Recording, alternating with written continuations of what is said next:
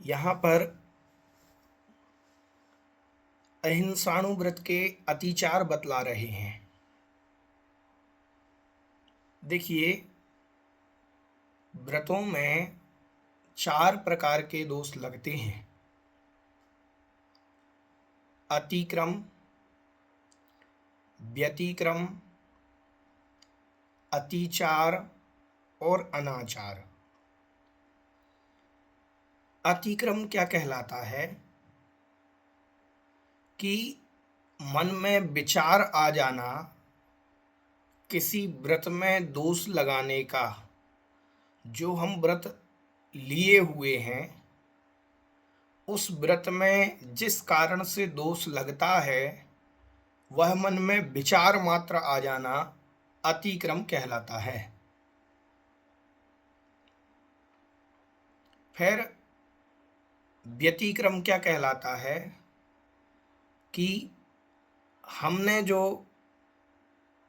नियम लिया है, व्रत लिया है, उस व्रत में दोष लगाने के लिए उद्यत हो जाना, तैयार हो जाना, ये व्यतिक्रम कहलाता है।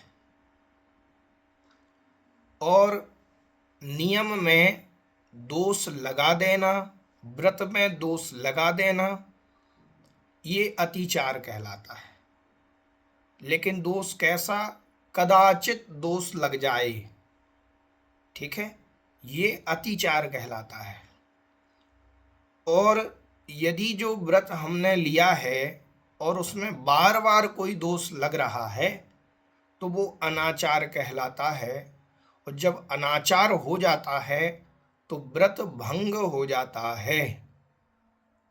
ठीक है, अनाचार में व्रत नहीं रहता, अतिचार में व्रत रहता तो है, लेकिन दोष सदोष रहता है, कदाचित कोई दोष लग सकता है।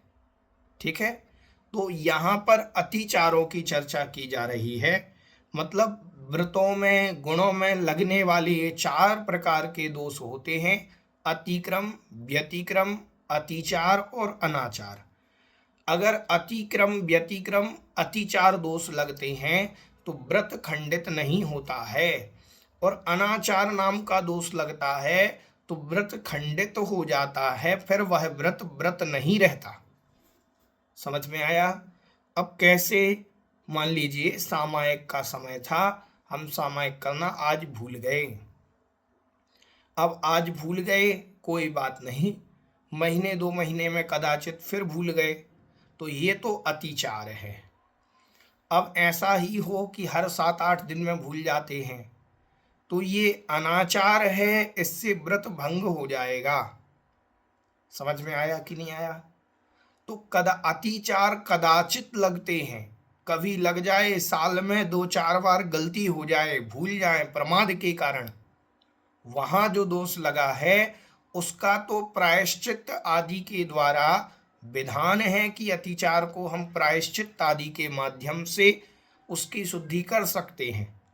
लेकिन अनाचार की शुद्धि किसी प्रायश्चित से नहीं होती, व्रत भंग हो जाता है, फिर पुनः व्रत धारण करने पड़ते हैं।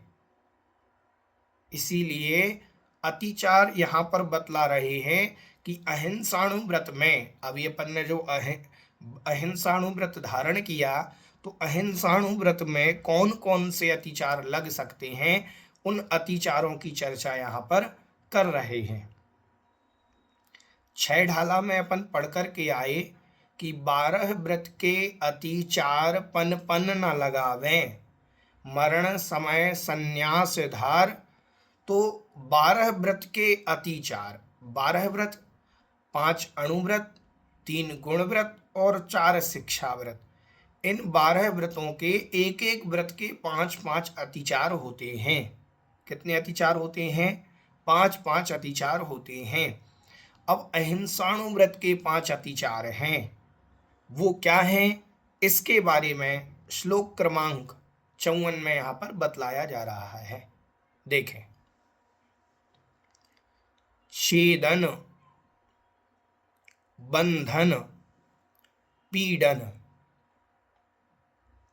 मतिभारारोपणम् मतिभारारोपणम् व्यतिचाराः आहारवारणापि च आहारवारणापि च स्थूलवधात् व्युपरतेः पंच। ठीक है, उच्चारण करेंगे। छेदन बंधन पीड़न मतिभारारोपणं व्यतिचारः आहारवारणापि च स्थूलवधात् व्युपरतेः पंच। देखें, छेदन, छेदन मतलब छेदन करना, कष्ट देना किसी को। जैसे गाय आदि है, पहले के समय में गाय के कान छेद दिए जाते थे, उनमें नाम पर कुछ नाम चिट लगाने के लिए जो भी उस समय लगाते थे, तो इस प्रकार से वो कहलाता है छेदन। तो छेदन भेदन नहीं करना, और छेदन भेदन यदि करता है तो छेदन बंधन, किसी को बंधन में रखना, बांधना, पीड़नम पीड़ा देना, कष्ट देना, दुख देना। तीन हो गए, छेदन, बंधन, पीड़नम, पीड़ा देना, कष्ट देना, दुख देना। अति भार आरोपणम, अति भार आरोपणम मतलब जितनी जीव की शक्ति है उससे अत्यधिक भार का आरोपण करना।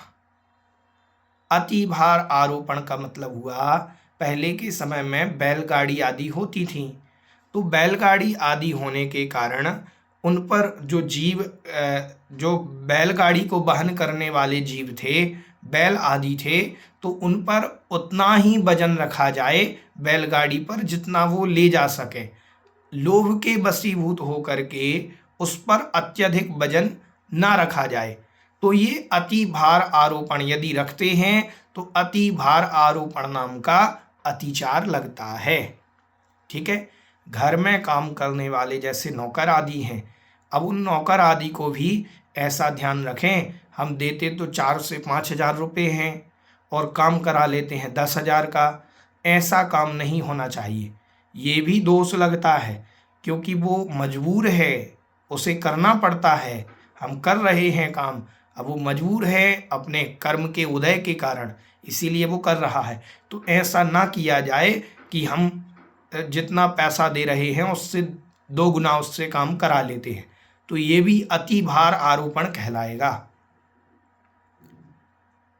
फिर आहार, वो व्यतिचाराः, व्यतिचाराः मतलब ये अतिचार हैं। अभी 4 हुए, छेदन, बंधन, पीड़न और अति भार आरोपण।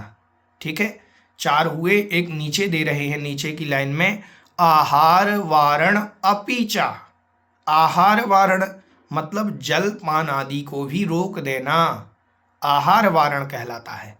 आहार वारण पहले क्या होता था, गाय आदि, बैल आदि जो है, धान्य आदि को निकालने के लिए उनको चलाया जाता था उस धान्य के ऊपर, ताकि उनके पैर के कारण वो धान्य जो है वो अलग हो जाए।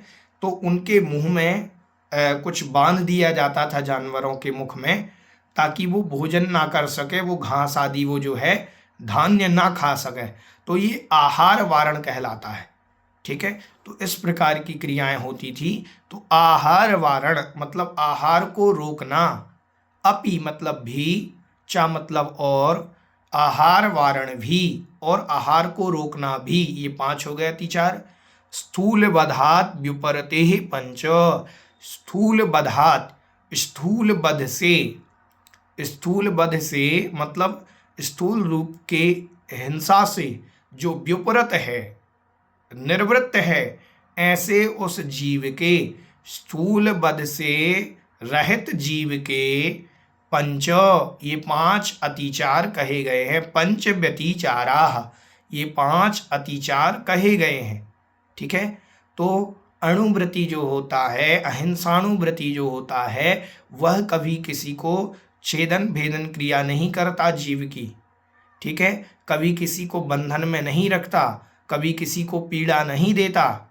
ठीक है, और अति भार आरोपण मतलब उससे जितना काम लिया जा सकता है उतना ही काम कराता है, इससे ज़्यादा कोई काम नहीं कराता। ये अपन को ध्यान में रखना चाहिए।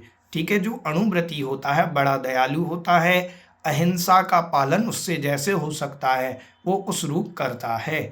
मूलतः आगम में 5 ही अतिचार दिए हुए हैं, लेकिन अपन को और भी लगा लेना चाहिए जहाँ भी अपन को लगता है कि अब देखो उस समय तो अपन ने अति भार वगैरह जब आचार्य महाराज थे तब तो ये होते थे वाहन को ले जाना, तो अब वर्तमान में तो ऐसा नहीं है।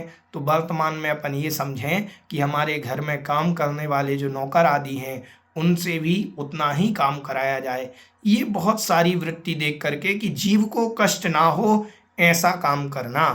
ठीक है, ये अहिंसाणु व्रत के 5 अतिचार हैं। इन 5 अतिचारों से व्रत में दोष लगता है। क्या लगता है?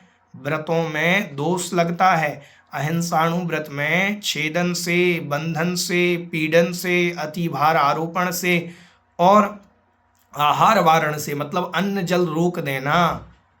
अब अन्न जल रोक देना, मान लीजिए कोई है और हमने कहा किसी अपने घर में नौकर से कि अभी खाना तब तक नहीं मिलेगा जब तक ये काम नहीं होगा। अब वो संक्लेश परिणामों के साथ काम करता रहा। अब उसे खाना के प्रति ऐसा भाव था, भूख तो लग रही थी, लेकिन संक्लेश परिणामों के साथ वो काम करता रहा, फिर उसको खाना दिया, तो ये सब आहार वारण की पद्धति कहलाएंगी। ठीक है, तो ये अपन को बहुत अच्छे से समझना चाहिए कि जो अहिंसाणुव्रती होगा, अहिंसाणुव्रती क्या अपन सभी व्रती नहीं हैं तब भी इस प्रकार की दया हम रखेंगे। ये जो है 5 प्रकार के अतिचार व्रत में लगते हैं, ये जानना चाहिए। समझ में आ गया? ठीक है, अतिचार कदाचित लगते हैं, कदाचित साल में 2-4 बार ऐसा हो जाए तो ये अतिचार हैं। अब बार बार गलती हो तो वो अतिचार नहीं, वो अनाचार हैं। कोई व्यक्ति कहे हम तो प्रतिक्रमण के द्वारा, प्रायश्चित के द्वारा उसका शुद्धिकरण कर लेते हैं प्रतिदिन, तो प्रतिदिन शुद्धिकरण ना प्रायश्चित कर सकता है ना प्रतिक्रमण कर सकता है कि डेली पाप करो, डेली गंगा नहाओ तो हमारे पाप धुल जाएंगे, ऐसा कुछ होने वाला नहीं है। ठीक है, ऐसा नहीं होता है। कदाचित लगने वाले दोषों में प्रतिक्रमण प्रायश्चित से शुद्धि हो जाती है।